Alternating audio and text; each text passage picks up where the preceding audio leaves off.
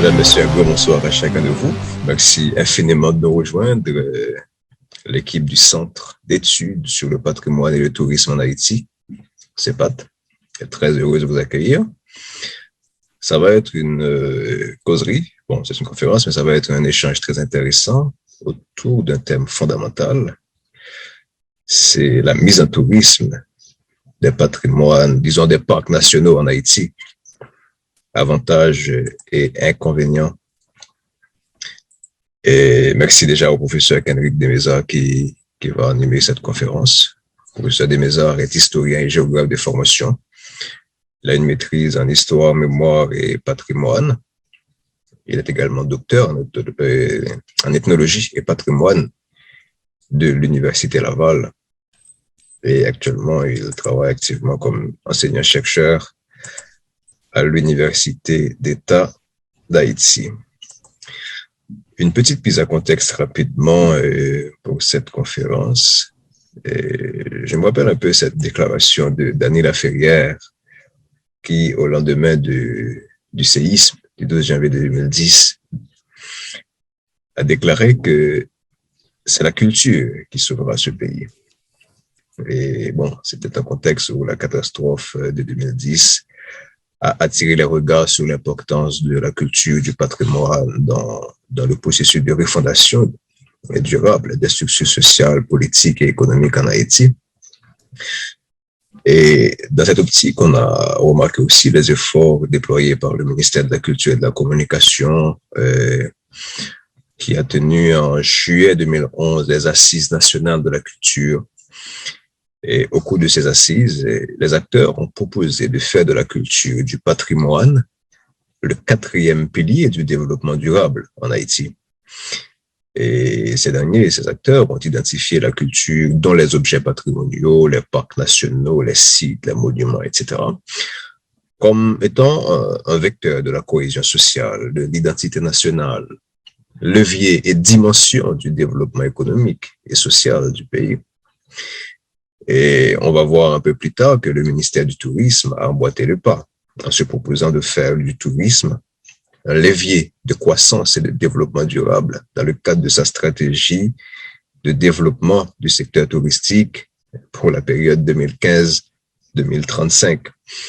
Et pour atteindre ces objectifs, le dit ministère mise sur les potentialités naturelles, culturelles et patrimoniales du territoire.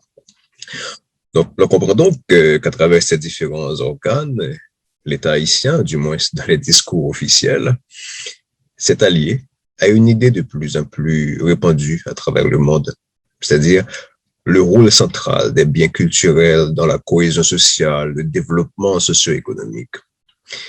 Et ce serait une option très judicieuse si l'on tient compte des atouts que représente la sphère patrimoniale haïtienne, une sphère à la fois riche et variée, constituée de vestiges archéologiques, de monuments historiques, de bâtis urbains et ruraux, des lieux de mémoire, des traditions orales, des savoir-faire locaux.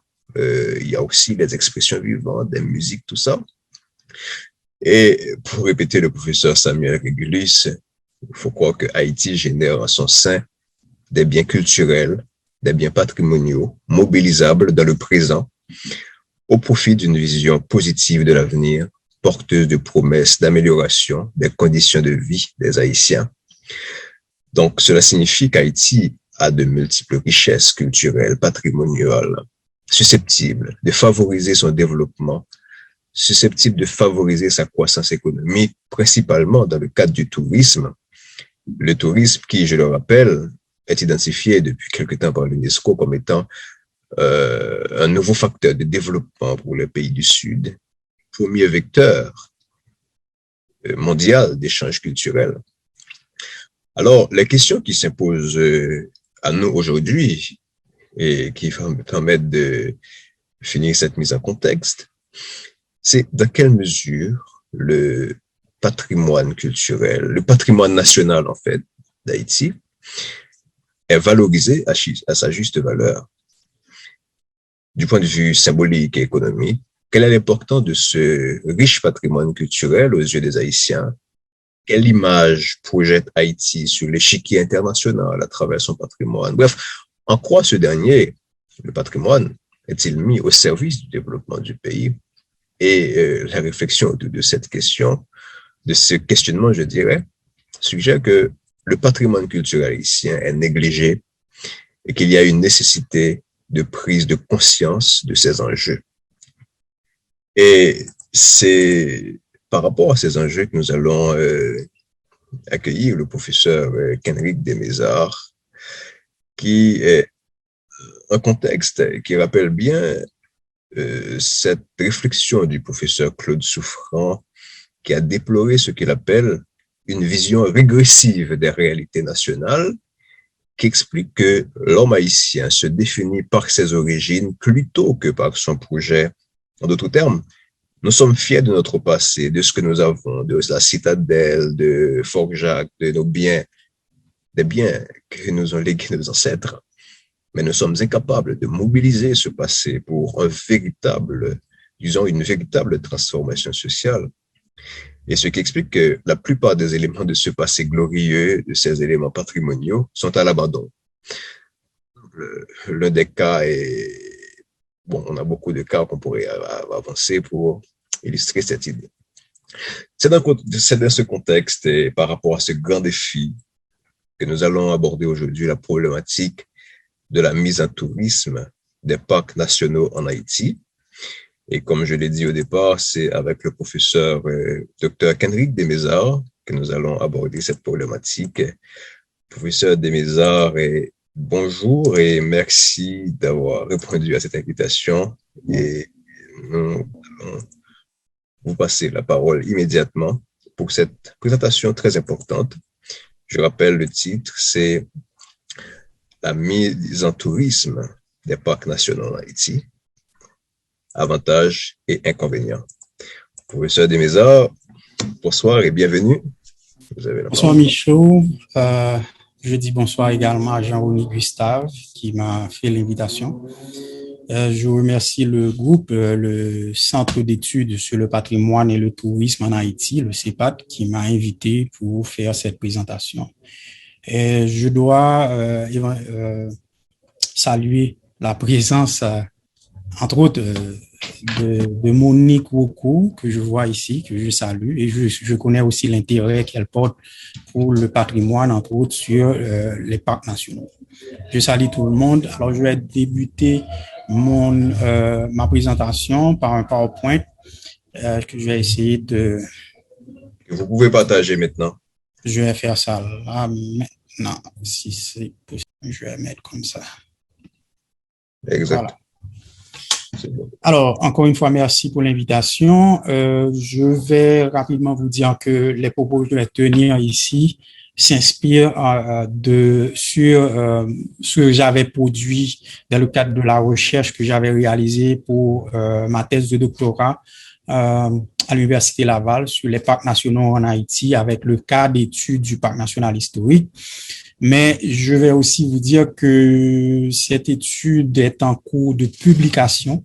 J'ai récemment reçu, je vais vous faire la primeur, j'ai récemment reçu la bourse du CELAT, c'est le Centre d'études sur les arts et les traditions de l'Université Laval pour publier cette thèse.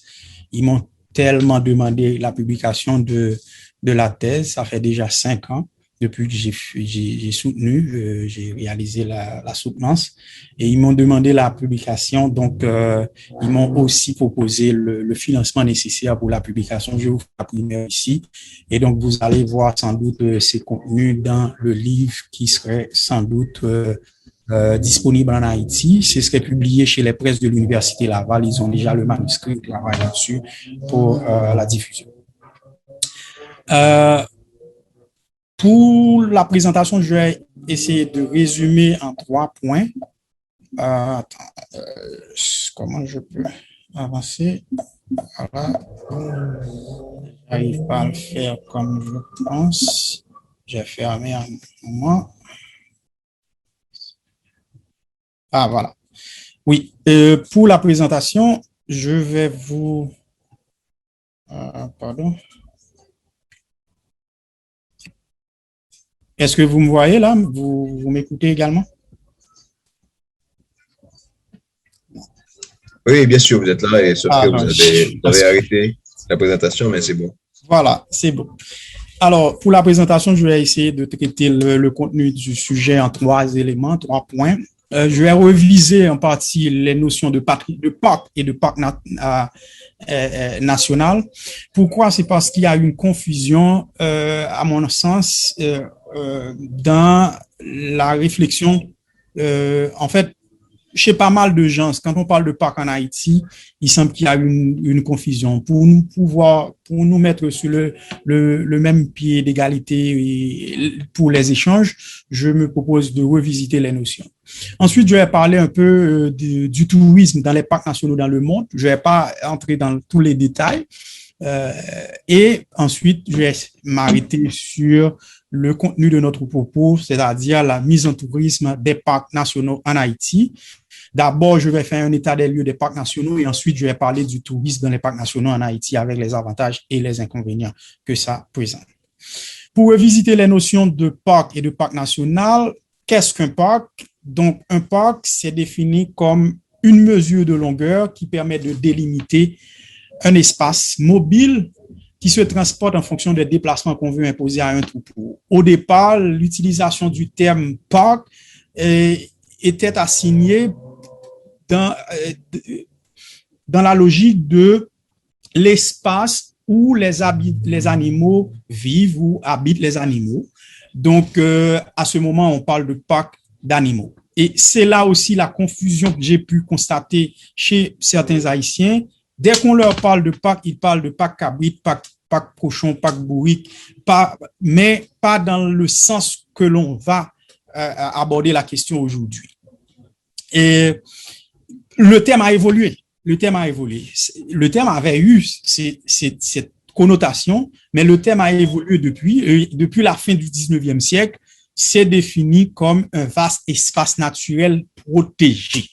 Donc, c'est dans ce sens-là que l'on va voir que l'on parle de parc national. Donc, dans quelles circonstances un parc devient un parc national? C'est lorsque l'État intervient de manière consciente et effective pour assurer la protection et la gestion efficace et efficiente d'un bien, d'un patrimoine, d'un parc quelconque pour les générations actuelles et futures. Notons que les parcs nationaux sont des espaces qui sont destinés à la gestion, c'est-à-dire dont la gestion relève de la plus haute autorité de l'État. L'expression parc national désigne aussi une zone placée sous contrôle public et mise à part pour la conservation de ses beautés naturelles, pour la protection et la propagation de la vie naturelle et de la végétation sauvage, dans laquelle la chasse et l'abattage sont interdits ou réglementés. Et où aussi il y a des facilités qui sont accordées au public dans la mesure du possible pour observer cette faune, cette flore sauvage et protégée. Donc, le mot parc national a reçu plusieurs autres définitions dans le temps, et notamment avec la Convention de Londres de 1933, que je ne vais pas rester là-dedans aujourd'hui, lors de la 10e Assemblée générale de l'Union internationale pour la conservation de la nature UICN en 1969, il y a eu encore une autre définition du mot parc national. Lors aussi de la 18e Assemblée générale de l'UICN en 1990, il y a encore eu une autre définition du mot parc national. Mais dans l'ensemble, les définitions concernent le mot et on voit que si on analyse l'ensemble des définitions données au concept de parc national, on voit qu'il y a un élément, un principe de base qui est maintenu, c'est le fait d'assurer la protection du site, son usage, pour la recréation et l'éducation du public. Et où la visite et l'exploitation sont autorisées par la plus haute autorité de l'État. La gestion est assurée par l'État, la protection est assurée du site, mais aussi c'est fait dans le but de la récréation et de l'éducation du public. Autrement dit, le tourisme. Ainsi, tous les parcs nationaux sont animés de ce même esprit et sont investis de trois types de missions. protéger la nature, dans certains cas, c'est aussi la culture, soutenir les activités traditionnelles et gérer la fréquentation du public. Donc, l'État a la responsabilité de s'occuper de ces éléments-là. Il s'est avéré qu'au fil des ans, que la notion de parc national s'est transformée avec notamment l'Organisation internationale pour la conservation de la nature, UICN. La notion s'est transformée en une nouvelle appellation, c'est appelé maintenant aire protégée. Depuis 2008, donc la notion d'aire protégée est utilisée pour parler de parc national et la notion d'aire protégée désigne tout espace géographique bien défini, reconnu, dédié et géré par des moyens légaux ou autres afin de favoriser la conservation à long terme de la nature, des écosystèmes et aussi des valeurs culturelles qui sont associées. Dans ce sens-là, l'UICN s'est donné un référentiel pour s'assurer d'une meilleure compréhension des appellations utilisées, puisqu'il y avait eu, et ils ont développé plusieurs appellations. Mais comme vous pouvez voir qu'il y a 6 catégories d'aires protégées, et parmi les catégories, la catégorie 2, puisqu'il y a un A et un B, la catégorie 2, c'est la catégorie de parc national.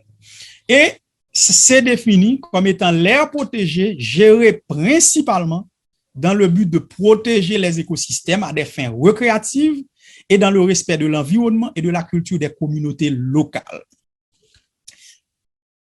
Mais malgré l'existence de cette catégorisation de l'UICN, il faut dire que chaque pays est libre d'adopter une classification des parcs nationaux se trouvant sur son territoire. Donc, les pays sont libres de faire un classement sur leur territoire des éléments qu'ils appellent parcs nationaux. Donc, même si la notion de parc national est fondamentalement associée aux espaces naturels, il existe aussi l'appellation de parc national historique, dont les critères de classification reposent principalement sur la présence de monuments, œuvres architecturales, sculptures ou peintures, éléments géologiques et structures à caractère archéologique qui ont des valeurs du point de vue de l'histoire, de l'art et de la science. Mais il faut préciser aussi un parc national, qu'il ait un caractère naturel ou un caractère historique, un parc national peut être classé sur la liste du patrimoine mondial ou peut être classé aussi en tant que bien ou réserve de la biodiversité. Donc, il y a ces 2 éléments à prendre en compte. Parc national classé sur la liste du patrimoine mondial et parc national classé en tant que réserve de la biodiversité. On va revenir là-dessus un peu plus tard. Parlant du tourisme dans les parcs nationaux dans le monde, il faut être clair, dès le départ, dès qu'on a créé les premiers parcs nationaux, ils avaient toujours eu cette préoccupation de laisser le public profiter de ces parcs. D'où le tourisme a toujours été une activité attachée aux parcs nationaux. Les premiers parcs nationaux qui ont été créés dans le monde, notamment le Yellowstone aux États-Unis en 1872, le parc national royal d'Australie, le second parc national créé dans le monde en 1879, et le parc national de Banff au Canada en 1885, ces parcs ont toujours eu la volonté d'utiliser des stratégies, d'utiliser des manières de proposer les parcs au public, d'utiliser les ressources qu'il faut et les moyens techniques qu'il faut pour présenter les parcs d'une manière agréable au public pour assurer une expérience sensible, prometteur pour les sites visités. Donc, à l'instar des États-Unis, de l'Australie et du Canada, d'autres pays vont créer beaucoup de parcs dans le Nord. Et bizarrement, ce qui s'est passé aussi, c'est que les autres parcs nationaux qui ont été créés après ces 3 premiers ont été créés parmi les anciens régimes coloniaux, c'est-à-dire les anciennes colonies. Et on va voir qu'il y a pas mal de pays, dont le Brésil, l'Argentine ou autre, la Tunisie, plusieurs pays en Afrique, là, ils ont décidé de créer des parcs nationaux. Mais l'ensemble des pays ont utilisé les mêmes stratégies interprétatives pour assurer une valorisation efficiente et optimale de leurs parcs nationaux, et cela tant aux États-Unis, en Australie, au Canada, mais dans ces nouveaux pays qui ont créé des parcs nationaux. L'intérêt aussi, c'est de développer le tourisme dans ces parcs nationaux. D'après Milan Erodari, c'est un auteur très connu sur la question, ces auteurs disent que cette évolution correspond à deux phénomènes transnationaux. D'abord, c'est parce que le tourisme s'est généralisé dans le monde, donc à cause de la réduction du prix du transport, à cause aussi d'autres indicateurs. Et donc, ça va être un incitateur pour ces pays de créer des parcs nationaux sur leur territoire. Et d'autre part, et donc à ce moment pour profiter du tourisme sur le plan économique.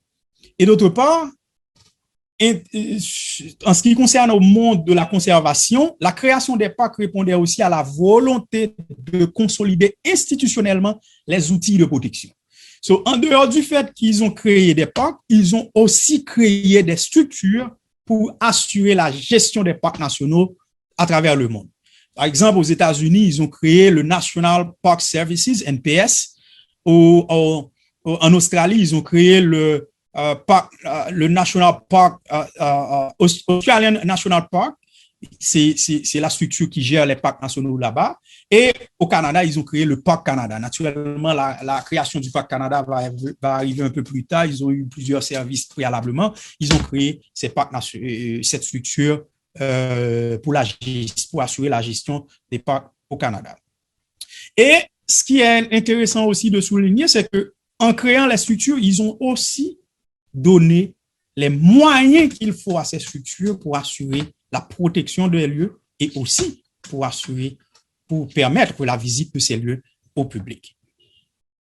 Dans notre cas en Haïti, quelle est la situation? Alors, je vais rapidement faire un état des lieux des parcs nationaux en Haïti.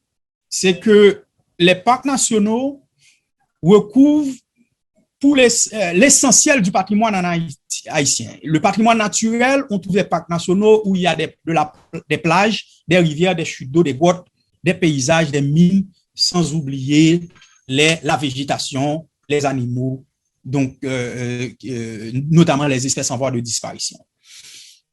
Il y a aussi des parcs nationaux qui sont porteurs de patrimoine culturel à partir de leurs histoires, des monuments, les arts, les traditions populaires, la musique, la danse, la peinture, la sculpture, la gastronomie, etc. Il y a aussi des biens qui portent les deux, qui est à la fois un bien naturel, mais également un bien culturel. Dans notre cas, on a ces cadres-là.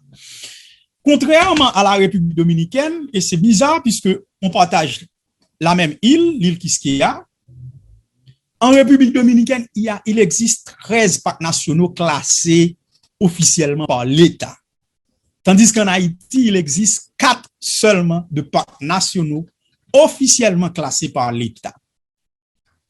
Dans ce cadre-là, on peut voir qu'il existe 2 nationaux ayant une vocation de patrimoine naturel. C'est le cas du parc Macaya dans le sud, vous pouvez voir sur la gauche en bas. Et c'est localisé dans le massif de la Haute, dans le sud, entre le sud et la Grand'Anse. Et il y a aussi le parc de la Visite, localisé dans le massif de la Selle, entre l'ouest et le sud. Ce parc, le parc de la Visite, est important pour nous autres et a une particularité, c'est que le parc est divisé en 2 zones. Une zone 1 considérée comme la zone de la forêt des pins, c'est considéré comme une zone spéciale.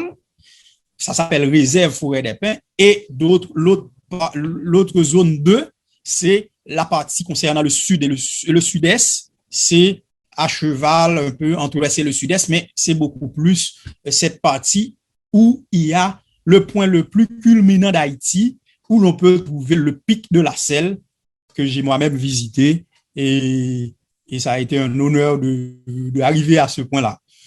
Et dans cette zone-là, on trouve mieux que dans la zone du Forêt des chutes d'eau, d'autres éléments de la nature un peu admirables. Mais dans la zone de la Forêt, malgré que le parc a été classé comme réserve de la biodiversité mondiale, la zone de la forêt est considérée, la forêt des pins est considérée comme une zone fragile, actuellement en péril, dans la mesure qu'il y a une très grande exploitation anarchique, incontrôlée par l'État de la forêt. Donc, on abat les arbres, on les coupe pour faire du bois, mais également pour les utiliser pour le feu, etc. Donc, ce parc est important, mais il faut voir que malgré que c'est connu comme une réserve de la biodiversité, il y a un élément. Donc, le parc est actuellement considéré comme un parc en péril, notamment dans la zone 1 de la forêt des pins. Il y a 2 autres parcs nationaux. J'ai dit qu'il y a 4 parcs nationaux officiellement en Haïti, mais il y a 2 autres parcs nationaux. Ce sont 2 parcs nationaux historiques, à caractère historique. C'est le cas du parc national historique de Fort-Jacques, des Fort-Jacques et Alexandre, donc dans la zone de Kinskov, dans l'ouest, qui est aussi très visité, mais qui se trouve dans un état actuel un peu, depuis le séisme, c'est pas dans un état qui facilite la visite comme ce devrait être, et malgré les efforts de l'IFAN, on le sait, et le parc national historique Citadelle sans souci Rami, qui se trouve dans le nord d'Haïti, à cheval sur 4 communes, Milo, Dondon, Pleine Rivière du Nord et Grande Rivière du Nord. Et ce parc est important pour nous autres puisque c'est classé sur la liste du patrimoine mondial et cela depuis 1982. Le parc est considéré, le parc national historique Citadelle sans souci Ramier est considéré comme un parc national à caractère historique puisque la valeur exceptionnelle universelle du parc est orientée autour de l'histoire des monuments, en particulier de celle de la Citadelle et du Palais de Sans Souci. Cependant, c'est aussi un parc naturel. C'est considéré comme d'après un décret de 1960, comme une zone réservée du pays. Et il y a aussi une importante végétation. Il y a aussi des espèces en voie de disparition dans ce parc. Donc, c'est aussi l'un des sites les plus visités d'Haïti. Donc, quelques autres sites d'Haïti qui peuvent être considérés comme des parcs nationaux. On peut considérer le parc de l'habitation Leclerc, le parc de Matissan, le parc des Trois Baies, Baie de la Cule, de Limonade et de Fort-Liberté, situé à cheval dans les départements du Nord et du Nord-Est. Le complexe marin et côtier situé près de la ville de Saint-Louis du Sud. Donc, ce sont des espaces qui sont considérés, qui préfigurent pour être classés comme des parcs nationaux. Certains d'entre eux sont déjà déclarés comme d'utilité publique. Tel est le cas du parc de l'habitation Leclerc, mais ce n'est pas encore considéré officiellement comme un parc national. Plusieurs chercheurs pensent qu'il faudrait également qualifier d'autres sites du pays qui ont des caractères très intéressants à travers leur beauté, le paysage, ou peut-être à cause de leurs importances historiques et culturelles. Il faudrait les classer comme parc national. À ce niveau, il y a eu des discussions, il y a eu des propositions pour classer, par exemple, le complexe fortifié de Marchand comme un parc national en tant que tel, un parc national historique. Le Fort Mercredi à lui seul, situé à Carrefourfeuille. Le lac de Pelly, qui peut être considéré comme un parc naturel. L'étang Saumâtre et le lac Azuay à fond parisien. Les sous-cerisiers de Plaisance, les sous-spuantes près de Titanien, les sources chaudes dans l'Artibonite, selon un document de l'ANAP, l'Agence nationale des aires protégées, qui gère le système des aires protégées en Haïti. D'autres éléments peuvent aussi être considérés comme des parcs nationaux. Je prends l'exemple du parc historique de la canne à sucre, qui est un parc privé, on le sait, mais on peut aussi l'attribuer le caractère de parc national dans la mesure que l'État envisage de le faire si c'est le cas. Par rapport aux services rendus, l'usage, la visite, etc. Et l'importance aussi de l'histoire et de la mémoire dans ce lieu-là. On peut en discuter ce point, puisque ça a déjà un caractère privé. Est-ce que c'est envisageable? On peut encore discuter ce point. Il y a l'île de la Navaz, qui peut être aussi considérée comme un parc naturel. Et là, je mets un point d'interrogation et on peut discuter là-dessus. L'île de la Navaz, certes, est reconnue dans la Constitution, dans les constitutions haïtiennes comme étant un élément du territoire haïtien. Mais depuis 1856, sous Louk, à travers un Américain qui s'appelle Peter Duncan, ils ont été sur le site, déclaré le site comme bien des États-Unis, et depuis, le site est considéré comme un territoire américain. Il y a eu même un phare qui a été installé à un moment donné pour la navigation. Ils ont eu une tentative de mettre une base militaire à un moment donné là-dessus. Il y a toujours eu des interventions de l'État haïtien pour essayer de réclamer, mais ça n'a jamais donné les résultats qu'il faut depuis sous Louk jusqu'à présent. Dans les constitutions haïtiennes, on parle de l'île de la Navaz comme étant une île adjacente du territoire national. C'est localisé dans les eaux territoriales haïtiennes. Cependant, c'est pas considéré comme un élément de notre patrimoine en tant que tel. Mais l'intérêt de l'île de la Navaz, c'est considéré comme l'île à guano. L'île à guano, c'est-à-dire le guano, ce sont des excréments de chauves-souris ou d'autres matières de chauves-souris que l'on a utilisé et que l'on utilise encore pour préparer de l'engrais pour transformer l'agriculture. Et d'autre part, on l'utilise aussi pour la fabrication des munitions pour les fusils. L'autre intérêt de la Navaz, c'est que c'est l'un des seuls endroits au monde qu'on trouve certaines espèces en voie de disparition, dont des oiseaux migrateurs. Donc, l'État haïtien, s'il a les moyens nécessaires pour réclamer ce parc et l'intégrer dans le patrimoine haïtien définitivement, peut aussi le déclarer comme patrimoine national. Et il y a toute une histoire derrière cela, on peut toujours en discuter après. Alors, pour discuter de notre sujet principalement, le tourisme dans les parcs nationaux en Haïti, avantages et inconvénients. J'ai préparé seulement ce slide pour vous dire que les parcs nationaux haïtiens sont des endroits qui possèdent des particularités sur le plan des ressources, de l'emplacement et des activités auxquelles ils sont. Si vous me permettez de vous arrêter une seconde, le PowerPoint n'est pas partagé. OK, je pense que je l'ai fait. Je vais essayer de le faire à nouveau. Pardon. Là, c'est bon? C'est bon là, Michel? C'est bon maintenant, oui, c'est bon maintenant. Okay. Je vais essayer de revenir au mode.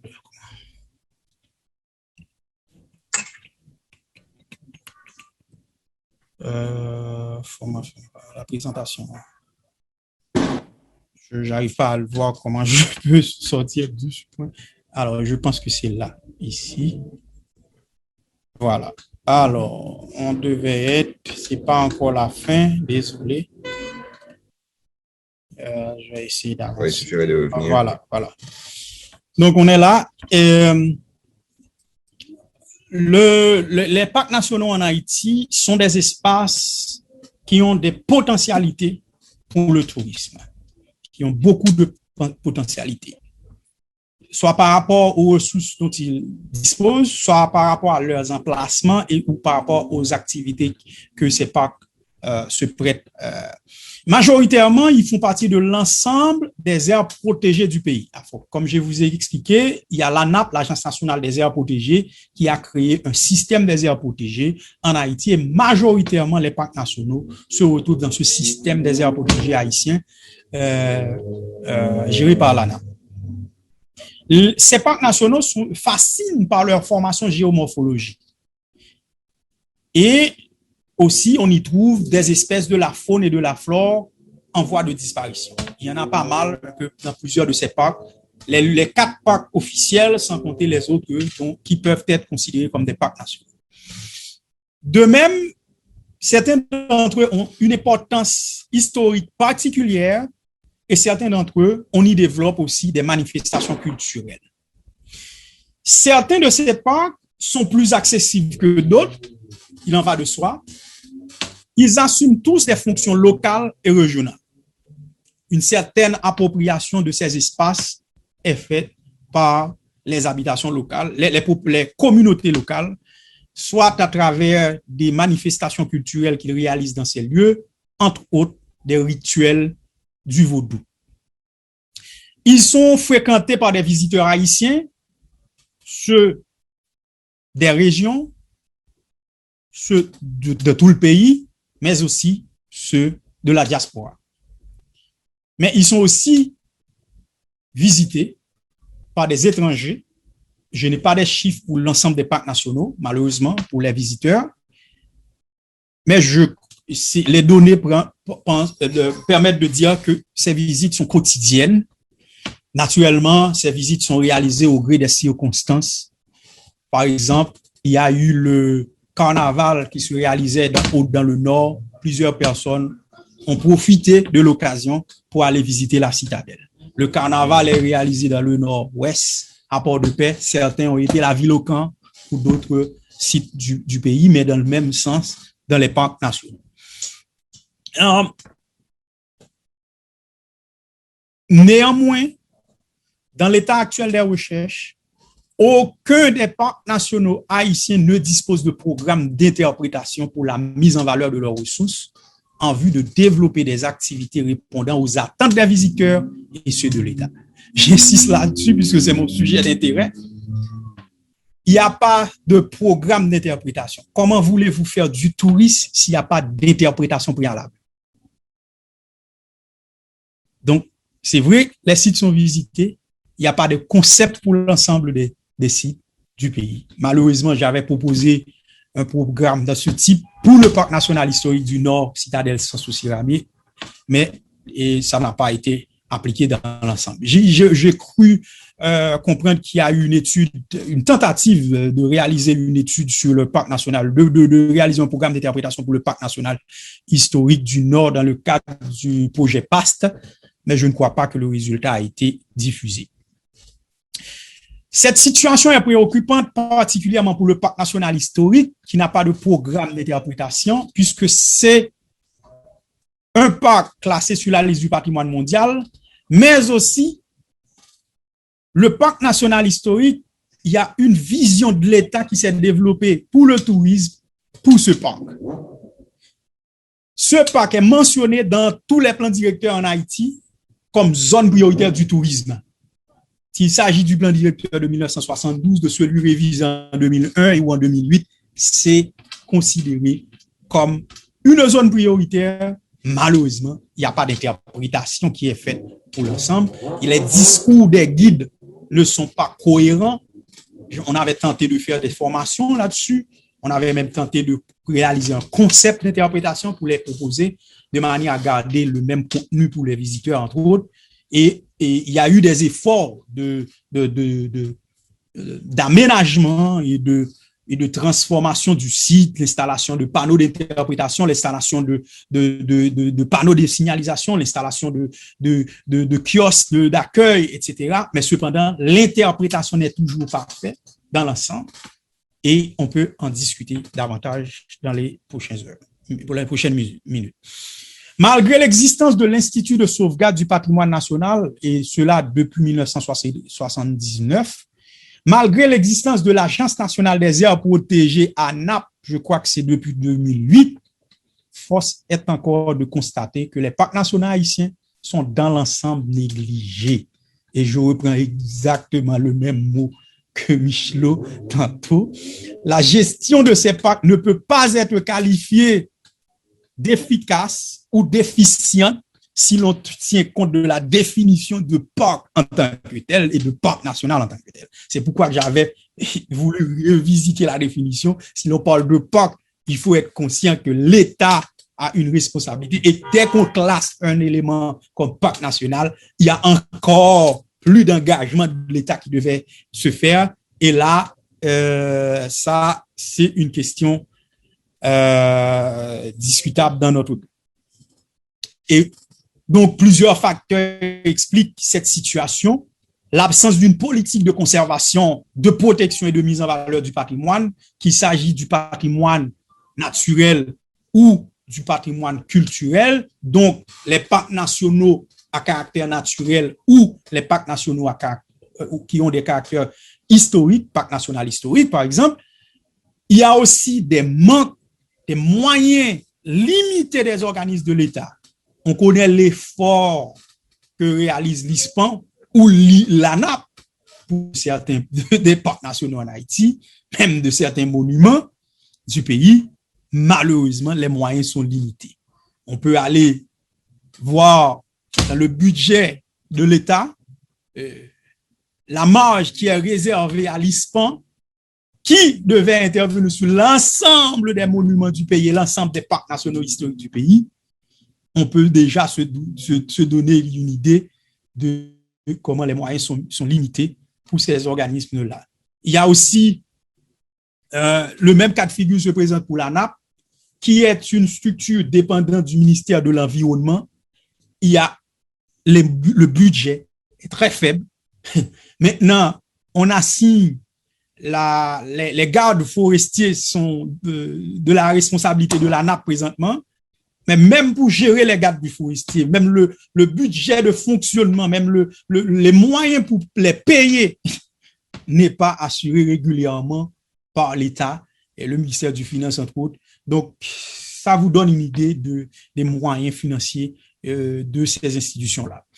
Et donc, on peut pas les juger, on peut pas juger leurs actions trop limitées, on peut seulement juger les moyens qu'ils ont. Parce que s'ils avaient plus de moyens, ils auraient pu faire mieux, ils auraient pu sans doute faire plus d'actions dans certains cas.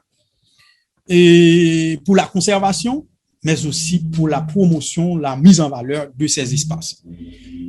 Le manque de professionnels qualifiés dans certains domaines. Par exemple, je parle d'un domaine particulier, l'interprétation. Il n'y a pas beaucoup de spécialistes, à ma connaissance, ou des gens qui se sont spécialisés sur ce domaine-là. Quand je parle d'interprétation, des gens pensent l'utilisation du mot. C'est pas le fait de déclarer un espace centre d'interprétation, de dire qu'on fait de l'interprétation, de dire qu'on va faire, que l'on fait de l'interprétation réellement. L'interprétation, c'est un processus et c'est réalisé à partir d'un programme. Est-ce qu'il y a un programme d'interprétation pour l'ensemble du pays? J'en doute, selon mes données.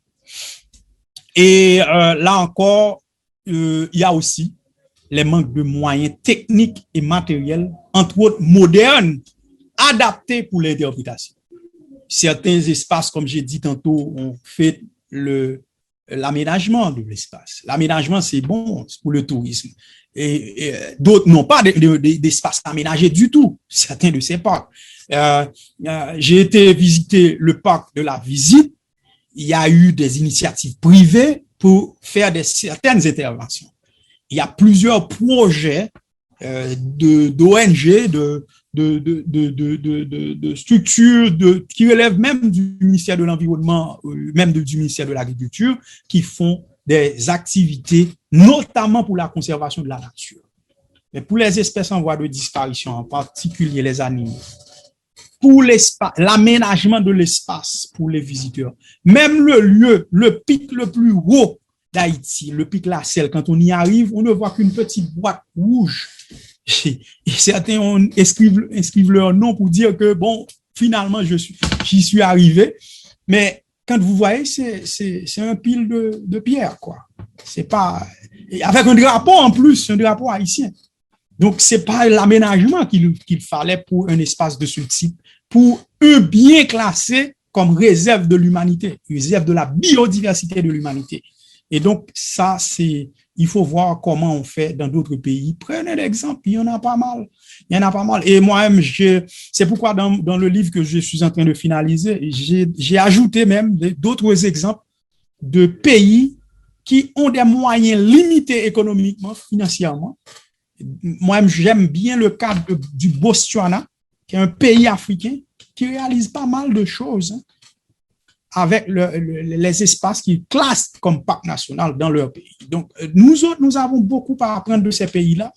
Et donc, on a intérêt à vraiment mieux aménager, mieux développer le tourisme, former les guides, former les cadres, assurer une meilleure présence de l'État dans ces lieux. Aussi, le cadre légal qu'il faudrait revisiter. Et donc, tout ça, c'est important pour vraiment faire du tourisme dans les parcs nationaux en Haïti. Il y a beaucoup d'avantages puisqu'on a déjà des parcs, les lieux sont déjà présents, donc les inconvénients, on peut les mater. Merci de votre attention. Et donc, je suis à votre disposition pour des questions éventuelles. Merci beaucoup, professeur Kenrick Demesva. Au début, j'ai dit Demesar. Ça a été une erreur. En fait, on vient de voir et c'est un grand chantier, le chantier de la mise en tourisme des parcs nationaux en Haïti. Et on voit effectivement que nous avons une multiplicité de parcs, mais qui souffrent justement de cette absence de politique qui pourrait permettre au pays de profiter des atouts que représentent ces objets patrimoniaux, à la fois naturels et culturels, comme le professeur Kenrick l'a dit. Alors, ça va être le moment des échanges. Il y a deux façons de poser les questions, de faire les interventions. Nous avons déjà des interventions dans le chat, donc vous pouvez poser votre question, faire votre intervention par écrit dans le chat. Ou encore, vous pouvez lever la main. Et à partir du moment où vous levez la main, premier arrivé, premier servi, nous vous donnons la possibilité d'ouvrir votre micro pour poser la question. Donc, pour ceux d'entre vous qui ne sont pas très habiles avec le Zoom, là, au bas de votre écran, il y a cette option. J'ai vu une intervention de Kessler, bien aimé, oui, justement. Qui demande s'il y a une différence entre parc national et réserve de biosphère. Exactement. Le terme réserve de biosphère, c'est aussi réserve de biodiversité, c'est le même, c'est le classement des aires protégées, comme je vous ai expliqué, pour le proposé depuis 2008 par l'Union internationale pour la conservation de la nature, l'UICN. Ce classement dispose de 6 catégorisations. Je vais reprendre mon PowerPoint, comme ça je pourrais vous montrer ça. C'est là, ici. Le classement, en fait, le référentiel que l'UICN s'est donné, en fait, pour l'ensemble, ça concerne 6 catégories. Les réserves naturelles en tant que telles, les parcs naturels, les monuments naturels et les aires de gestion des habitats ou des espèces, le paysage terrestre marin et ou les aires protégées. Donc, la notion de aires protégées, c'est aussi référé à celle de la biodiversité. Donc, quand on parle de réserve de la biodiversité, on parle aussi du réserve des aires protégées en tant que telles. Donc, il n'y a pas vraiment une différence en tant que telle. Seulement, il faut voir le caractère du parc national en tant que tel. Par exemple, quand on parle dans la catégorie 2 de parc national, on parle d'aires protégées gérées principalement dans le but de protéger les écosystèmes. Donc, à ce moment, c'est déjà une réserve de biosphère ou une réserve de la biodiversité. Mais, si l'on tient compte du caractère culturel qui est associé à ce lieu, dans le cas des parcs nationaux historiques, les parcs nationaux historiques ne sont pas forcément des réserves de la biodiversité si ils ne sont pas des biens mixtes qui a à la fois l'élément naturel ou l'élément culturel là-dessus. Dans le cas, par exemple, du parc national historique, c'est à la fois un parc national historique à caractère historique, mais c'est aussi une réserve de la biodiversité. Et donc, c'est considéré d'après un décret en Haïti de 1963, c'est exactement.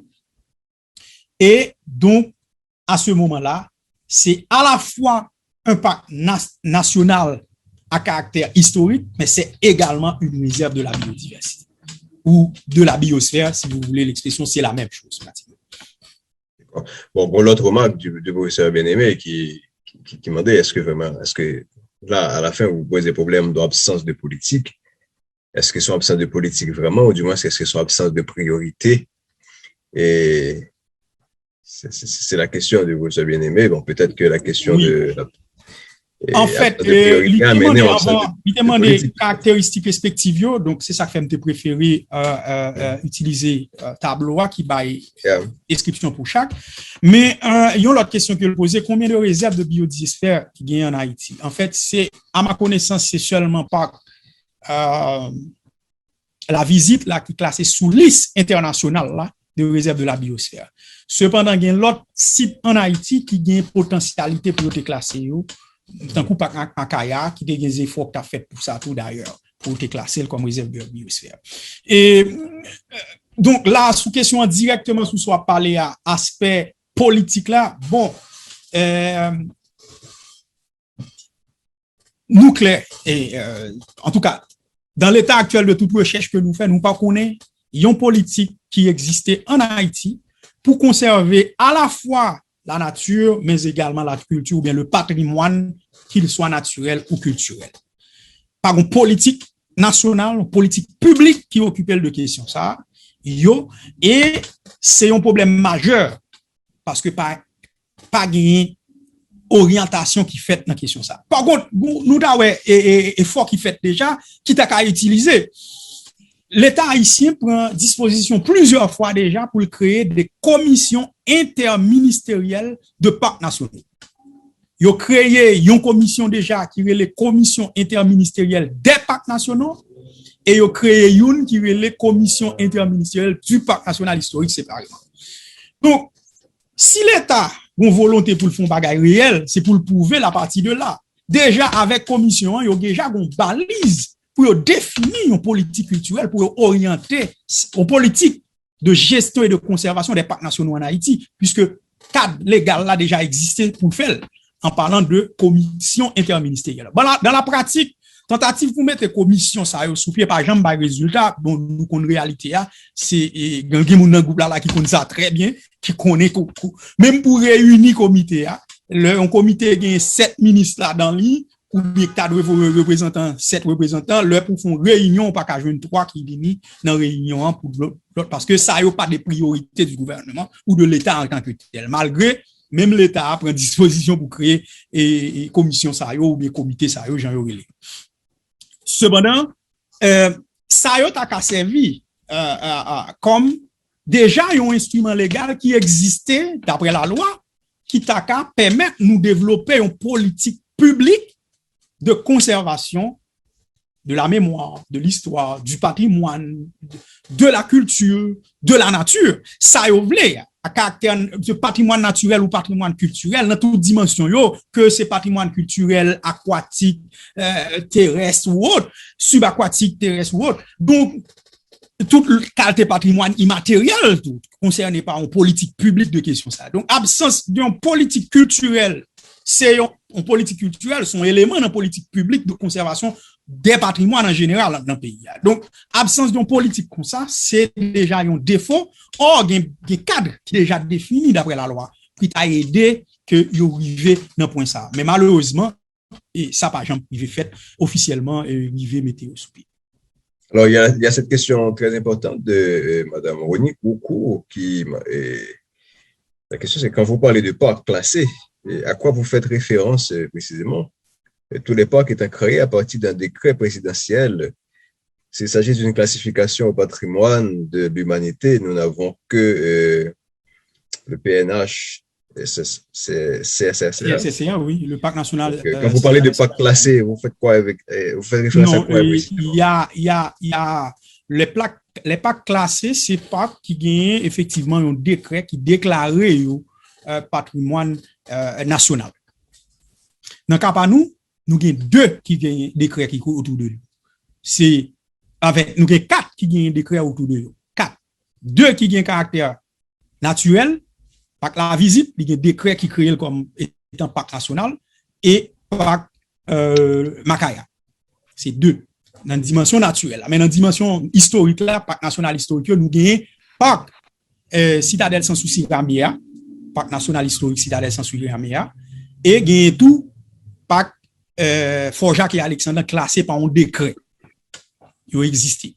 Donc, il y a l'autre espace qui gagne caractéristiques qui ont un parc dans le pays, mais ils n'ont pas classé.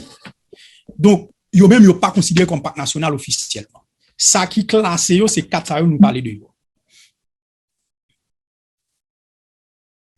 D'accord. Alors, il y a encore d'autres questions, mais juste avant de répéter sur ça. Alors, naturellement, il parlait de tout de questions patrimoine de l'humanité. Sous question patrimoine de l'humanité, il y a deux parcs en Haïti qui ont caractère ça. C'est le parc national historique de la citadelle sans souci Ramier, qui est classé en tant que patrimoine mondial depuis 1982, et il a classé tout par la visite comme sous liste bien ou réserve de la biodiversité que me fait référence officiellement.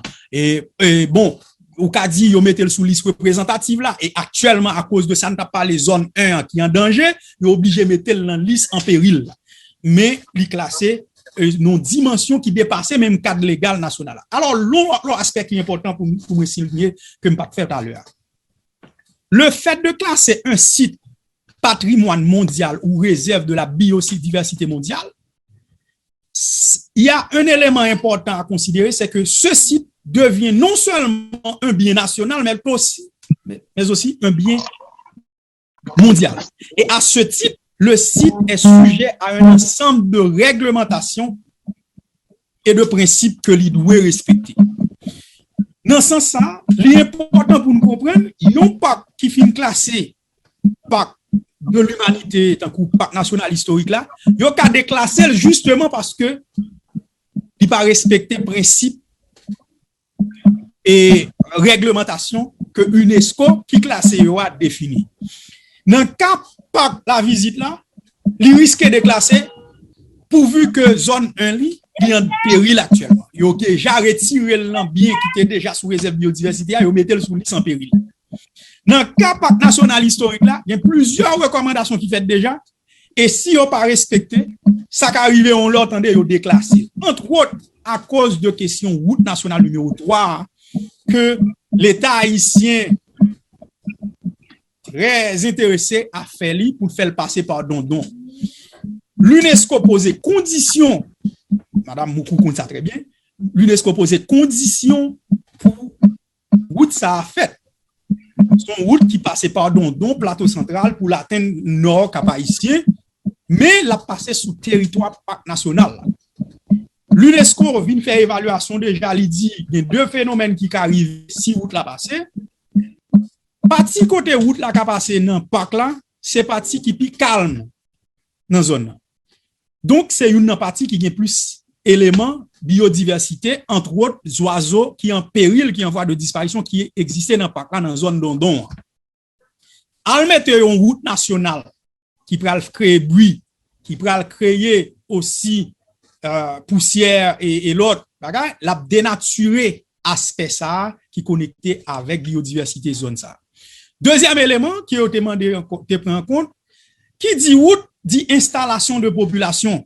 Donc, on bande l'autre monde pour venir installer dans zone qui déjà entré dans le périmètre parc national là. En raison de ça, UNESCO te dit, c'est pas que l'État dit complètement pas qu'à faire route la caillou, il y a l'autre pays qui fait ou qui gagne route qui passe dans le parc.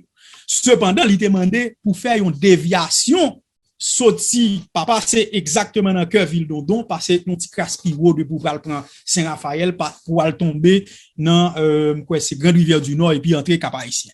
Cependant, l'État haïtien était obstiné pour le faire là quand même. il pas pral faire déviation, et il pas pral dépenser quoi en plus pour la faire étude, pour la refaire déviation. Bon, UNESCO te bayo, ultimatum, li bayo tout, et plusieurs recommandations. Faut me dire que jusqu'à présent, et bagay ça, c'est un point d'achoppement pour ça l'état de conservation du lieu, pour yo kembel toujours sous liste patrimoine mondial là. Ça, c'est un élément, sans compter l'autre problème qui vient dans parc là, que yo toujours voulu évaluer pour yo continuer kembel sous liste patrimoine mondial là. Donc, question statut et patrimoine mondial pour parc national historique là, donc c'est pas un statut définitif, c'est pas un acquis définitif. Et donc, on objet par patrimoine définitivement, donc il est capable de classer et déclasser suivant le contexte. Alors, on a pas rappelé à chaque participant que nous avons que nous sommes capables non seulement poser des questions dans le chat là, mais tout prendre la parole pour capable d'intervenir. Et un bon point, madame, Roku Simini, comme dans rapidement, remercier pour ça. Ce que m'a dit, le pacte des matheux, c'est un pacte qui a un caractère historique, qui vient là dans plusieurs formes, mais entre autres Fordion, qui était créé dans matheux, dans l'ouest, du côté de la Caille, en 2015 par un décret. Mais, dimension pacte ça, bon élément histoire là-dedans. Il connecte à plusieurs anciennes habitations coloniales. Parmi eux, il y a des habitations coloniales qui ont des cases d'esclaves qui sont encore présents dans les matheux. Donc, c'est à douer un élément important pour l'État haïtien. Mais, tout le phénomène pour nous observer avec question de classement ça. Et l'ISMON fait proposition, quoi, c'est l'État haïtien fait de créer à sorti. Mais, regardez, l'État haïtien pas même pour l'existence. Sinon, leur a fait une route dans la zone qui fait qu'on est des monuments qui étaient là. Et bon, ils se font effort à travers plusieurs appui des universités étrangères, tout qui te viennent faire études pour te faire prélèvement, etc., jusqu'à ce que yo te commencé à documenter par là en tant que tel et viennent créer. Mais, quoi son proposition, je ne suis pas sûr que le projet a été officiellement t'es sorti en 2015. Quoi son proposition? Bon, comme peut-être madame est beaucoup, peut-être plus bien que moi sous question ça. Pour question route nationale numéro 3, il y a une étude sur impact environnement et patrimoine là qui t'est réalisé tout. Oui. Et à partir de il y a des recommandations qui étaient faites pour maintenir route là, non pas là. M'arrêter quoi ça? Et recommandations, si yo t'es faites, yo pas validé par le comité du patrimoine mondial qui lui-même a géré l'ensemble des parcs nationaux dans le monde. Et chaque année, il y a une assemblée générale UNESCO fait, c'est le comité recevoir ça les états de conservation monument le site qui classé et à partir de là, il prend des décisions. Là encore, comité a convoyé propre expert par lui pour une refaire évaluation même la bonne étude nationale qui était faite pour connaître est-ce que Kembe ça relève intégrité commémorative ou bien est-ce que respecter ça relève vue valeur universelle exceptionnelle. Il y a des critères sous ça. Il y a un document qui est en ligne d'ailleurs, les orientations devant guider la mise en œuvre de la Convention de 1972, qui baille critères ça, c'est sous base critères ça. D'ailleurs, il a été classé 4 parcs nationaux historiques là sous critères 4 et 6, mais après ça, en 2010, l'autre mission UNESCO te venu après tremblement de terre là, il a été ajouté 2 autres critères, 2 et 3, pour montrer que il y a plus que caractère ça pour être classé. Donc, recommandation, si une étude qui était faite en Haïti, à ma connaissance, nous toujours mettons bémol ça, à ma connaissance, le comité du patrimoine mondial, il pas prendre des décisions sous étude ça lui-même. Peut-être c'est étude du gouvernement haïtien. Madame Oko, permettre que Madame Oko place un mot rapidement. Oui. Madame Oko capable d'ouvrir le micro immédiatement. Merci. D'accord. Bonjour Kenrick. Merci de me permettre de participer à cette présentation. En ce qui a trait au parc des Matheux, c'est un parc effectivement qui a été créé par arrêté présidentiel et qui est effectivement sorti en 2015. Okay. Et il est sous la juridiction du ministère de l'Environnement et du ministère de la Culture. L'environnement, parce que ce parc, qui est le plus grand parc d'Haïti à date, il est 10 fois plus grand que le parc du Nord, que le parc de la Citadelle, avec ses 223 km². Et cette zone fait partie du couloir biologique des Caraïbes. Et en tant que tel, c'est également un parc naturel malgré la déforestation massive qui a été faite sur ces montagnes depuis l'époque coloniale. Mais c'est un parc qui, effectivement, a été découvert, une zone historique qui a été découverte à partir du percement de la route reliant Cabaret à La Chapelle en 2008-2009. En fait, personne, l'ISPAN ou l'État n'était pas au courant de l'importance de cette zone. Mais je dois dire que c'est une zone sur laquelle l'État devrait vraiment se porter, parce que, à date, que je sache, il referme le plus important réseau d'habitation coloniale, caféière et de la Caraïbe, ou peut-être même du monde, qui soit encore en état d'être interprété correctement. Et comme a dit le professeur Demesvar, ces habitations coloniales caféières présentent des témoins de l'esclavage qui sont extrêmement importants pour l'histoire de l'humanité. Et en ce sens, le gouvernement haïtien devrait jeter un regard beaucoup plus perçant sur cette zone qui est totalement isolée, très très peu connue, mais sur laquelle nous avons déjà répertorié plus d'une 60aine de ruines de caféteries coloniales et certaines extrêmement importantes, ainsi qu'au moins 3 fortifications. Celle de Drouet, le fort d'El-Pêche également fait partie de ce parc, et également un petit fort anglais que nous avons découvert récemment et dont l'existence a été certifiée par des papiers retrouvés à Pierrefitte dans les fonds Rochambeau. Et il y a énormément à découvrir sur cette zone où beaucoup d'événements historiques se sont passés. Et il est vraiment triste que la majeure partie, pour ne pas dire, enfin, tous les Haïtiens, à part une infime partie d'historiens ou d'archéologues, connaissent même non seulement l'existence de ce parc, mais l'importance également du parc dans notre histoire, ainsi que au niveau biologique et écologique. Merci pour cette intervention et je pense que ça complète un peu ce que je disais. Et merci aussi pour les nouvelles données. Moi, je n'étais pas au courant que l'arrêté a été officiel. Je sais qu'il y avait eu cette proposition, mais j'ai pas eu connaissance que l'arrêté a été officiel. Et c'est là depuis 2015. Je savais même pas. Est-ce qu'on continue, Michaud? Oui, on continue. En fait, on a une autre question. Bon, et juste avant de passer à cette question, il y avait cette demande de précision du professeur Kessler, bien aimé. On va monter lumière sur réserve la haute, après réserve la selle. Précision sur ça ou en précision sur. Vous voulez en précision sur réserve la haute, réserve la selle? Bon, ça, c'est une question de professeur bien-aimé. Vous voulez clarifier vous-même, monsieur le bien-aimé? Plus clarifier question. Peut-être que tu as intervenir. Professeur bien-aimé, si vous voulez intervenir, nous sommes capables de vous permettre que vous intervenir rapidement, là, pour capable d'ouvrir le micro.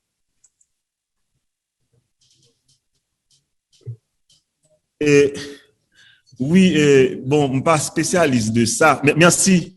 Et d'abord, Michelot, merci à CEPA.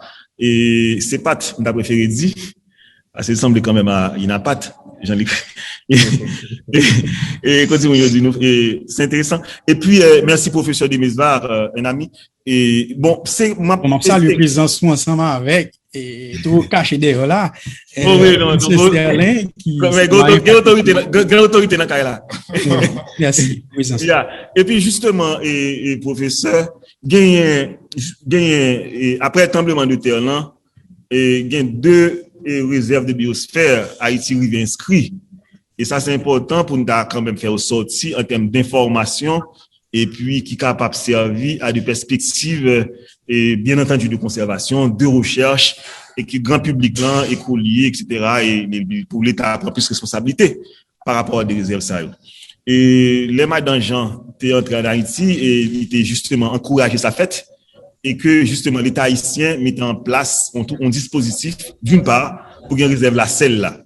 Et c'est justement en 2012 je crois, il est officialisé et il couvrit environ entre 12 et 18 communes et justement dans la région cité mais qui gagne tout élément n'a parlé là que ce soit Macaya et différents éléments et culture matérielle et immatérielle sous taper sur internet on va réserver la selle et les critères et nous c'est pour un pays qui fait zéro net il arrive quand même inscrit et ils ont réserve de biosphère et après on va le terrain bien entendu avec une impulsion de Madame Jean Michael et puis bon technicien haïtien l'État haïtien et ministère de l'environnement ministère de l'agriculture et université l'État et commission nationale là inscrit bon et puis maintenant gain animé justement parce que gain il quand même animé parce que gain des sous cap dépenser pour entretenir etc. pour population ça yo vinn droit et finalement l'État obligé de compter bon c'est-à-dire à un certain moment les cyclones cela il y a parlé de réserve et notamment réserve et première réserve là c'est réserve la selle là et lui-même qui gagne moins commune là-dedans mais il couvrit tout jusqu'à on est capable de dire jusqu'à côté au fait et jardin botanique ça et nouveau jardin botanique là disons jardin botanique l'État gagne qui l'a pas ménagé Kounia qui c'est et zone sous Zabet là et que qui gagne justement et pas gagne nom commune en tête mais parce que il y a monde qui travaille spécialement sur ça mais sous taper là après combien commune qui la donne et puis gagne l'autre dernier réserve là c'est la route lui-même et qui fait une question en 2016 une en 2012 une en 2016 qui gagne plus commune la donne donc il vraiment couvrir un gros partie dans le territoire en termes de ressources en biodiversité et qui méritait quand même et nous-mêmes qui a travaillé sur question ça comme c'est spécialité pas nous pour nous attirer attention sur ça que là d'une part il y a des conditions sur eux qu'à déclasser autant que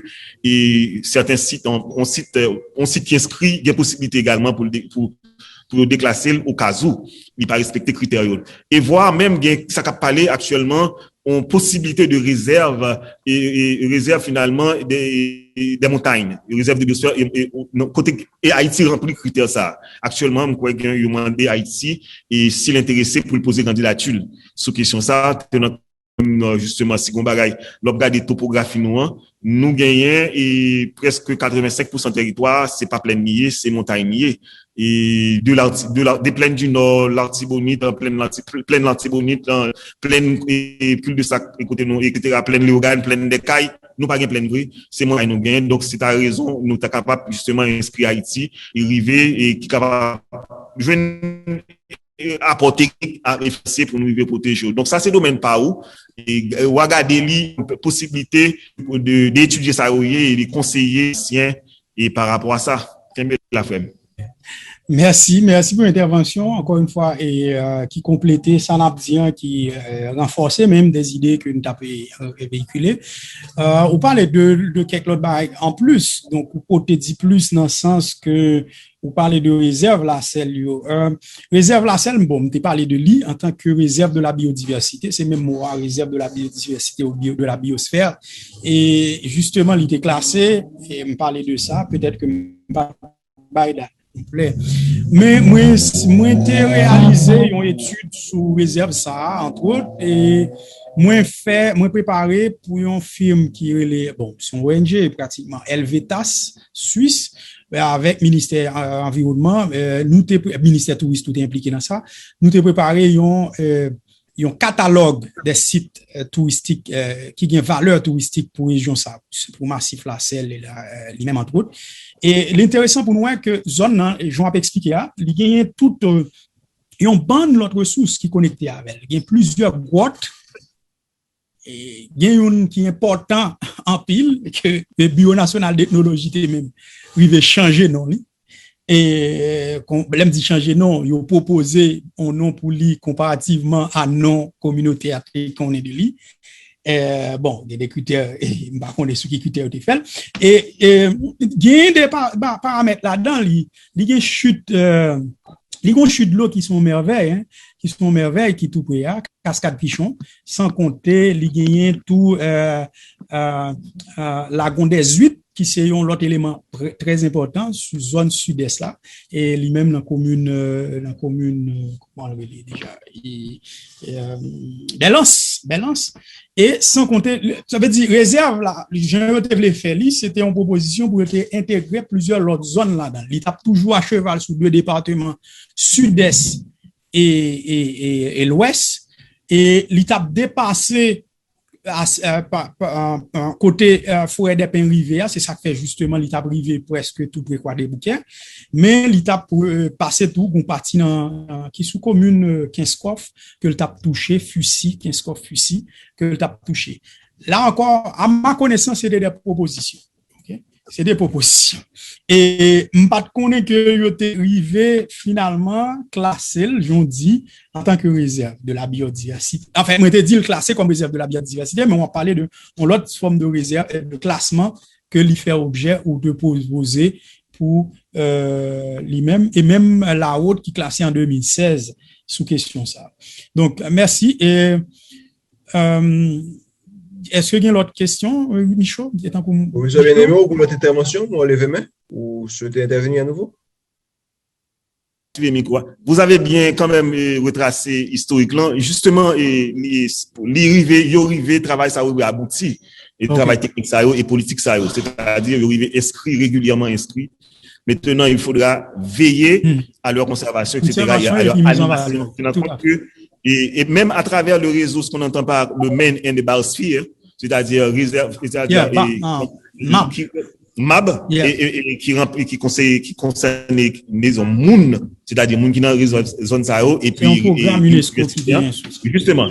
Et même, ma conseille, nous, tout, et m'oblige de dire ça parce que, pour nous, une information, assez sommaire, si vous voulez, mais, intégrer nos perspectives, patrimoniales, je vous conseille, et je conseille à notre audience, le livre que j'ai écrit avec Ronald Paul, pour une école qui nous rassemble, il y a un chapitre sous question, et biodiversité, et réserve, notamment ces deux réserves. N'a venu en ligne, son livre qui va en environ moins que $10 américains, et je vous le conseille, comme ça, n'a venu élément, ensuite, nous allons faire notre recherche assez avancée, déterminée, parce que c'est pour une école qui nous rassemble, c'est un plaidoyer pour, bagaille ça, yo enseigner dans l'école, notamment pour intégrer espace et système scolaire haïtien.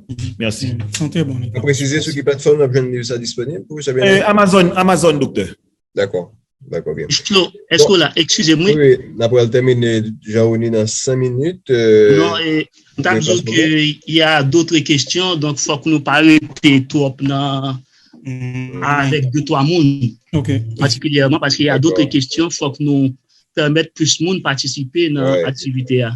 Justement, il y avait surtout cette question de Étienne Jean-Charles qui demandait, qu'en est-il du palais 365 portes de la Fort La Crête à Pierrot, qui se trouve à Petite-Rivière en raison de leur arrêté quoi, il a été créé comme parc en tant que tel, parc national historique, même quoi, il a commencé à travailler sur ça, sur palais 365 portes là.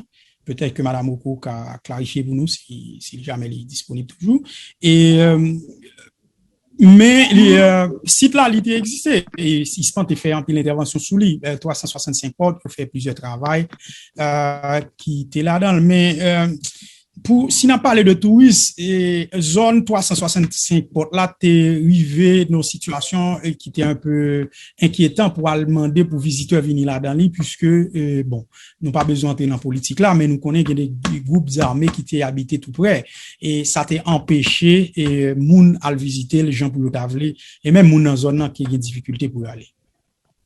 D'accord. Bon, son débat qui est très intéressant, mais nous sommes limités dans le temps. Nous supposons terminer à 5h30. Là, il y a une question de Madame Rokou qui t'a parlé d'intervenir. Après, la dernière question avec Régina Mastin. Madame Rokou, vous avez levé la main. Une intervention? Oui, juste très rapidement, justement, pour appuyer le professeur Demesvar, nous avons une masse de monuments historiques, mais qui ne sont pas intégrés dans des parcs. Et le palais 350 est un exemple. Le fort de la Crête-Tapio est un exemple. Les différentes fortifications de Marchand des Salines sont un exemple. Ça aurait dû déjà constituer et être intégré dans un parc. Surtout Marchand des Salines, qui a énormément de choses à présenter. Mais le problème avec enfin, Haïti et tous les gouvernements qui sont passés, et c'est que la politique de préservation n'a jamais été suivie par une politique de mise en valeur. Tout à fait. Et c'est très joli de retaper les monuments, mais lorsqu'on n'a pas, comme partout ailleurs, des directeurs de monuments, des gouverneurs, comme on dit, de monuments, et que les monuments aussi prestigieux que la citadelle sont laissés à la garde de paysans, disons-le comme c'est. Et on ne peut pas s'attendre à avoir mieux que ce qu'on a. Il faut qu'on se mette dans la tête qu'il faut investir dans les monuments pour qu'ils soient vraiment qu'ils rapportent quelque chose et qu'ils puissent se maintenir. Et on ne peut pas simplement patcher et laisser à l'abandon. Ça ne se passe pas comme ça. Tout à fait. Tout à fait. Merci encore. Bon, par contre, est-ce que vous avez une réaction sur ça, vous avez besoin? Sinon, on a procédé à une dernière question. Non, j'ai complété les plus complétés. Merci encore pour l'intervention. D'accord. Puisque c'est une dernière question de Régina Almaxlin. Marcelin, je ne sais pas si vous êtes toujours là. Sinon, capable d'ouvrir mes micro pour poser question. Nous, elle écrit sous chat là, avec deux personnes qui écrivent, m'a pour rapidement parler de eux. Et Joanne Joseph qui parlait de marchand. Bon, Madame Oku se parlait de lui en partie, puisque, effectivement, bon, même pour Grotte Marie-Jana, il n'est pas considéré comme un parc en tant que tel, son ressources tant que l'autre. Il y a un qui a des vocations que tu as qu'à transformer en parc. Donc, il t'a parlé de parc marchand avec 6 fortifications marchand, sans compter l'autre ressources qui dans zone là. Il y a Grotte Jean Zenga qui est tout près, qui est important. Il y a Kaimara Sayo, il y a par exemple sous Saint-Périal là qui est toujours marchand. Et ça, tout ça, ensemble, et pour faire une belle considération pour créer le comme parc. Mais ça pas pour faire malheureusement. Et pour Réginal, ça l'initiative là, et puis regardez comment nous ca mettre yo opérationnel pour nous développer tourisme là. Bon, et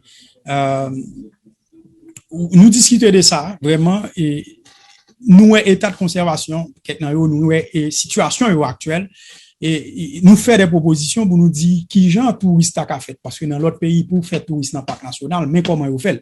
Donc nous pas dire copier monde, mais tirer le son de ça qui fait de positif là caillou, et puis pour nous-mêmes pour nous adapter nous à réalité nous avec contexte nous et même approprié. Par exemple, dans proposition te fait pour parc national historique citadelle sans souci mais pour faire mise en valeur l'interprétation des biens, et nous gain chute de l'eau dans le parc national historique là. Une bagay côté café par exemple, ou fait des panneaux de signalisation qui côté cible et nous te mettez des petits panneaux comme ça dans le parc national là. Juste pour indiquer mon côté lié. At least là qu'on est gain là. Et aménager route là, il pas besoin de faire gros installation, gros gars. C'est juste ranger roche yo, parce que ça qui problème dans là. Et bien après ça, il vient dans chute là sans problème. Donc juste ranger roche en gens et puis font canalisation pour l'eau qui descend la pluie qui a aidé nous aménager. Et des côtés que tu as besoin par nos interprétations, des côtés que tu as besoin carte tant que tu fait installer le palais sans souci. Mais il y a l'autre qui pas besoin de gros bagages ça. Et nous qu'a fait avec les moyens du bord. Quand je dis les moyens du bord, avec minimum de type planche qu'on gagne ou juste écrit un bagage ou bas indicatif là ou bas une signalisation, ça a aidé bah on l'autre sens tout à visite mon. Et ou capable de faire un petit carte, un petit panneau qui juste bah un petit histoire pour coûte de site ça et histoire li ça qui connecté à tradition dans zone là ou l'autre ça qui a aidé les moun nan vini bon li apprendre yon bagay en dehors de guide et sans compter j'en ai parlé à former des guides.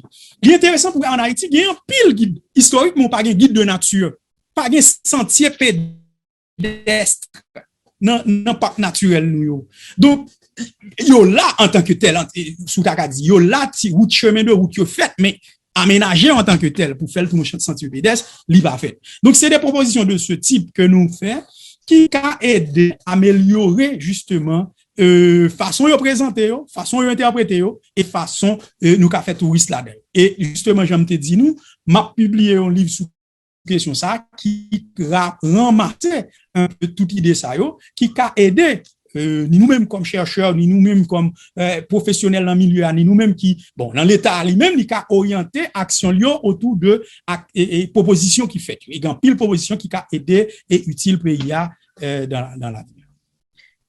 D'accord, professeur Demesvar, et nous allons passer la parole rapidement avec notre ami Dr. Jean-René Gustave pour placer un mot. Et nous avons déjà débordé un peu le temps qui nous a été imparti. Et Jean-René, un mot, puisque là nous sommes censés, nous avons censé atteindre la dernière ligne droite. Jean-René, il faudrait rapidement ouvrir ton micro. C'est possible maintenant? Ça va? Oui, ça marche maintenant? Justement. Ok, très bien. Merci beaucoup pour cette si belle présentation, professeur Henrik. Donc, c'était un très bon sujet, un très bon débat. C'était très animé. Il y a beaucoup de questions. Donc, c'est une conférence côté professeur Henrik, vraiment questionner l'État, questionner donc l'ensemble institutions donc Haïti qui pas fait travail. Donc moi encore une fois moi dis un grand merci professeur Henrik et c'est pas en fait dernière conférence, donc il y a d'autres conférences. Moi crois que dimanche n'a bien une conférence avec professeur Kessler bien-aimé qui est présent là. Kessler bien-aimé nous a posé question depuis quelque temps, mais dimanche c'est monde qui va poser professeur Kessler bien-aimé question. Donc c'est une activité que nous lançons il y a une semaine de cela, ça fait notre deuxième conférence nous. Et je dis à nous avons environ 40 participants, donc c'était très animé. Nous disons un grand merci à tout le monde qui prend part à l'activité ça, qui était consacré un petit temps pour en fait te suivre et belle conférence ça. Un chapeau bas pour notre modérateur Jean-Claude Michelot, donc qui fait un travail exceptionnel. Donc c'est un comment dirais-je, travail archive que n'a pas regarder, n'a pas attendre encore conférence ça, donc n'a pas apprendre plus toujours de conférence ça et là que nous gagnons temps pour nous tendre à nouveau. Donc c'était une très belle activité, une très belle conférence. Et nous dit encore une fois merci à tout le monde. Et prochain rendez-vous, c'est dimanche 11 juillet 2021 à 16h encore avec Kessler bien-aimé. Merci beaucoup tout le monde, c'est un plaisir. Merci pour l'invitation. Merci. Et on a précisé que la prochaine conférence avec le professeur bien-aimé, ce sera autour du thème mise en valeur du patrimoine culturel par l'acte photographique. Comment mieux faire? Donc ça s'annonce très intéressant. Encore une fois, nous passons en revue jeudi à la problématique de la mise en tourisme des parcs nationaux en Haïti. Et nous avons tout un jeu qui gagne maintenant et c'est un chantier ouvert. Il va falloir qu'il y ait des actions appropriées qui sont posées pour capable permettre que Haïti bénéficie de atouts que objets ça, que ce soit naturel ou culturel, représentés à la fois pour construction identitaire, cohésion sociale en Haïti, mais tout la mise en tourisme qui nous connaissent c'est un vecteur de développement socio-économique malgré tout risque nous connaissons que ça demande pour que action et mise en tourisme est intégrée dans le cadre qui va permettre que nous gagnions une sorte de tourisme durable et alternatif. Donc, c'est un chantier ouvert. Merci encore, professeur Henrik Demesvar. Merci à chacun de nos participants. Merci spécial à Madame Rocourt, Monique Rocourt, qui était là avec nous du début à la fin. Et nous ne va pas citer dans tout le monde, professeur bien-aimé, professeur Sterling Ulysse, qui n'est pas intervenu, mais qui était là. Son gros autorité. Ça fait deuxième fois. Merci encore à chacun de vous. Donc, le rendez-vous, c'est pour dimanche prochain pour l'autre conférence du même genre, cette fois-ci avec le professeur Kessler bien-aimé. Merci encore et à bientôt.